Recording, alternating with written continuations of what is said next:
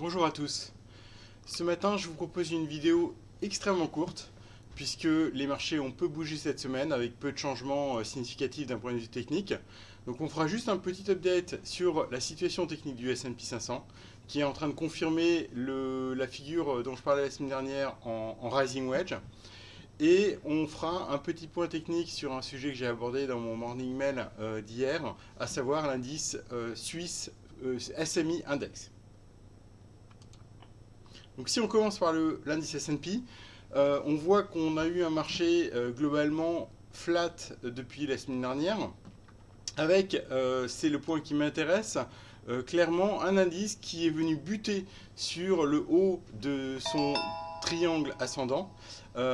Pour rappel, un triangle ascendant, c'est plutôt une figure d'essoufflement, à savoir un marché qui commence à montrer des signes de perte de momentum après une forte hausse. Donc c'est typiquement ce qu'on voit sur le S&P 500 depuis le début de l'année. Donc un marché très haussier, avec une phase de hausse initiale jusqu'au mois de février, une poursuite de cette hausse, mais avec des à-coups un petit peu plus significatifs.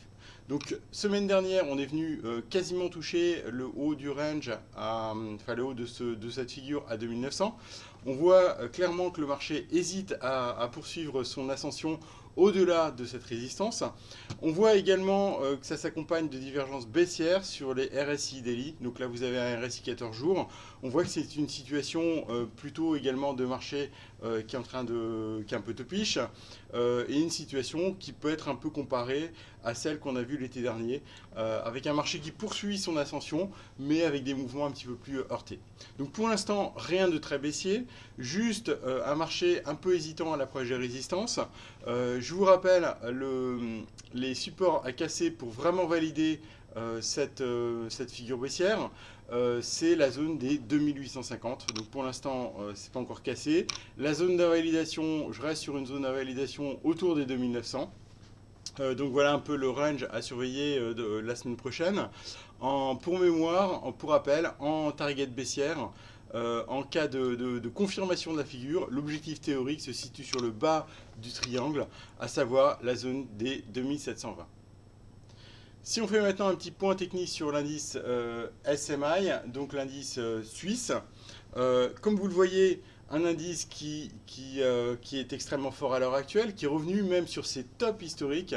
Vous voyez les précédents tops historiques, on a fait un top à peu près sur les mêmes niveaux en 2007, ensuite en 2015, en 2017, voilà, ici, et à nouveau, on revient tester cette énorme zone de résistance qui a été testée, comme vous le voyez, à de nombreuses reprises au cours des 10 dernières années.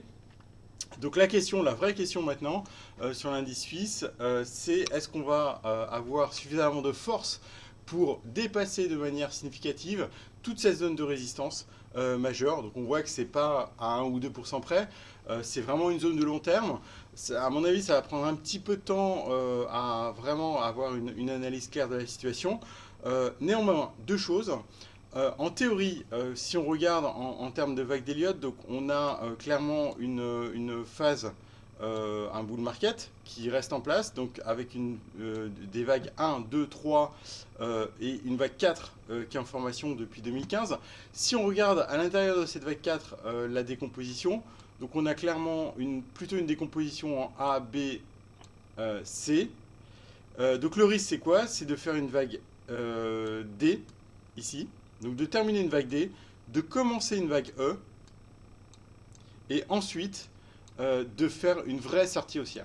Donc l'idée à moyen terme, c'est que je pense que compte tenu de la situation, on a maintenant une probabilité assez forte de sortir par le haut à moyen terme. Quand je dis moyen terme, c'est on va dire d'ici la fin de l'année. Néanmoins, à court terme, on voit qu'il y a une possibilité très significative de faire cette vague E. Donc petit pullback, c'est même le scénario que j'aimerais voir avant la sortie haussière. Donc chart très intéressant pour les indices européens globalement et pour les indices mondiaux également, parce qu'on voit qu'effectivement on est dans une situation en termes de risk-reward qui est un petit peu inconfortable. Pour l'instant, effectivement, on voit un marché qui tire toujours, qui est toujours très fort, qui montre des petits signes d'essoufflement. Idéalement, un marché qui pourrait consolider à court terme. mais on voit que dans une perspective moyen-long terme, la force des marchés est indéniable. Et ce qui m'incite à penser que, outre une consolidation, on pourrait maintenant avoir un dépassement des résistances majeures sur le SMI. Également, si on regarde l'équivalent, je vous en ai parlé à de nombreuses reprises, sur le Stock 600, on a également une très forte zone de résistance qui a inclus tous les tops depuis 2000. Voilà, je vous en reparlerai à l'occasion. Excellente journée à vous et très bon week-end.